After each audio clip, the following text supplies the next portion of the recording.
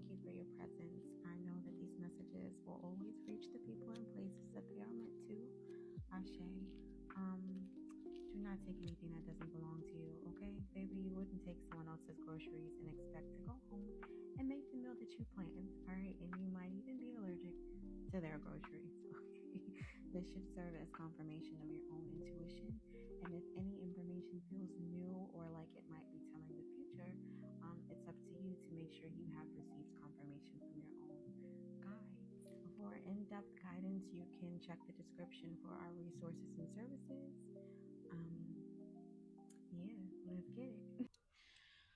So after I finished making brunch, hence the messy hoodie, I was seeing my romance oracle deck in my eye. So we're gonna see what spirit has for the community collective from this deck.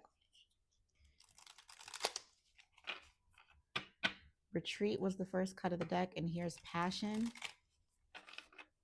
Some of us may be practicing celibacy, abstinence. I'm hearing not looking at porn anymore. Yeah, let your friends help you. Maybe someone in our community collective or some in our community collective are, release your ex. I heard domestic issues, engagement. I don't necessarily get a marital engagement with that unless maybe there's one being broken off, but I do get, see how these aren't going together anymore. Yeah, this could definitely be a breakup of an engagement. Yeah, because look what's sticking out. Wow. All right. You deserve true love. You are lovable. It could very well be that you were involved in a relationship where you weren't loved the way you needed to be loved. And you're being told by spirit right now as you watch this that you are lovable. And it seems like you may just need to walk away from something in order to fully embrace and accept that. I think somehow you know that. I think you sense that because who doesn't want to be loved? Who doesn't want to be lovable? But I think that as long as you're in the presence of someone who actively chooses to misunderstand you and not to see you, it would obviously be very difficult to actually walk that out. Spirit of all that is pure, true, and divine, show our community collective what we need to know from this deck. Why was I shown this deck in my third eye? Show us what we need to know and show us clearly, please and thank you. Okay, so it actually came out. Okay, that's a lot of cards, but we're going to roll with it. Unrequited love. Just let me feel through these and see what we need to do. Codependency. And there's the addictions that I spoke of. Honeymoon. Worth waiting for. Stay optimistic about your love life. Love yourself first. All right, let's see. So the unrequited love that I picked up on in the shuffle, the card says there's not enough attraction or chemistry to keep this relationship going. I do feel like something is being let go of, released, and even thanked for the lessons that it has taught, but something has to, I just heard has to be eradicated. I guess that's fitting because codependency does not beget a healthy relationship. Interdependence, yes, but any situation where there's codependency at hand, there's going to be an imbalance. And my air just cut on and it sounded like a click noise, like a light switch being flipped or something clicking into place. This says addictions are affecting your romantic life. So whether this is someone who's addicted to substances, maybe someone who's addicted to pornography, maybe someone who's addicted to suffering. Yeah, see how my throat is going out all of a sudden? Some of us can become addicted to pain. We can become addicted to those who do us wrong. We can be addicted to those who disrespect us because somewhere along the line we learned that that was all we were worthy of. That's what we were taught. That's what love looked like for us. And with honeymoon here, it says enjoy the bliss of holiday time together. The word honey stuck out to me the most, and it's probably because our recent reading I picked up on that song. Um, I think it's called I think it's just called Honey by Willow. Um, But there's something about the sweeter things in life. There's also something to do with that quote, you catch more bees with honey than, what is it, shit? Maybe you're at a point in your life where you just want to experience what's sweet and what feels good, what's filling. I'm called to look at the images. I haven't been looking at the pictures on these. So there's an angel bringing you and someone else together, someone who's more, I'm hearing, aligned.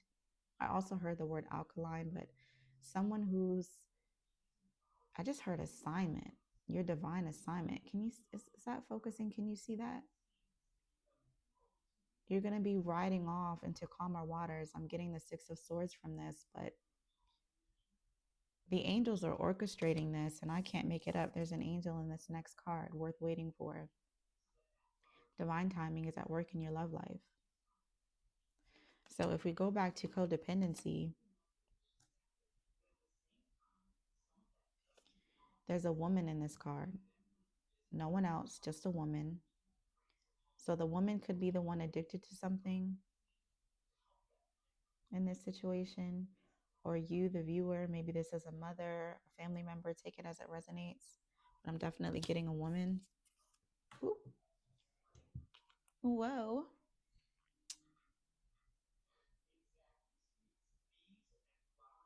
Hmm.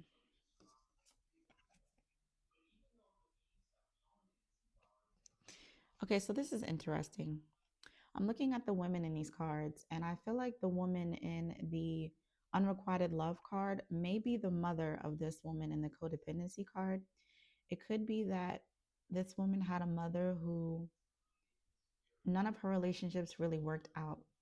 Regardless of what the reason was, I'm getting that this was someone who was very solely focused on her independence. She was a anything you can do, I can do better kind of personality, what someone in these days would call masculine or hyper independent. It just didn't seem to work out where she allowed men to serve her. And so this codependency card could speak to um, the generational pattern of a woman who refuses and cannot accept love. The addiction could very well be to toxicity. And it's like there's no balance, there's no in between.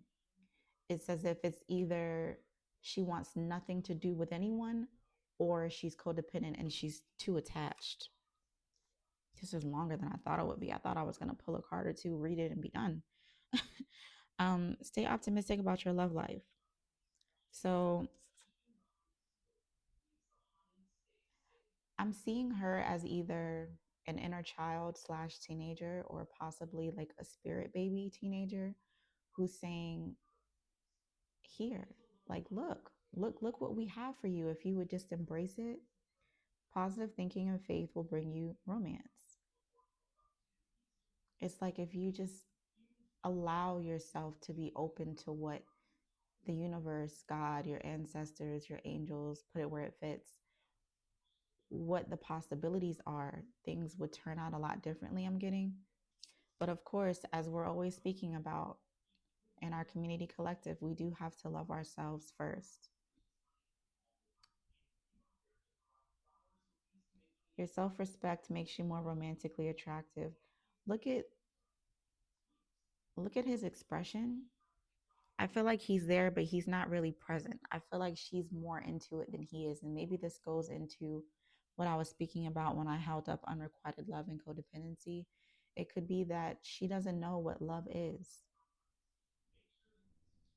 Maybe she's the one who has been more into it than her partners.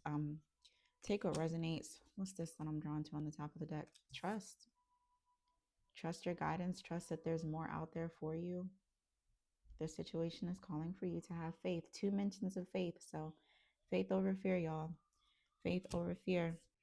All right, y'all. That's a wrap. I am always wishing everyone well in accordance with their highest good. Okay. Do not shoot the messenger because my ancestors will shoot your ass back. Okay. Until next time in divine time. Peace.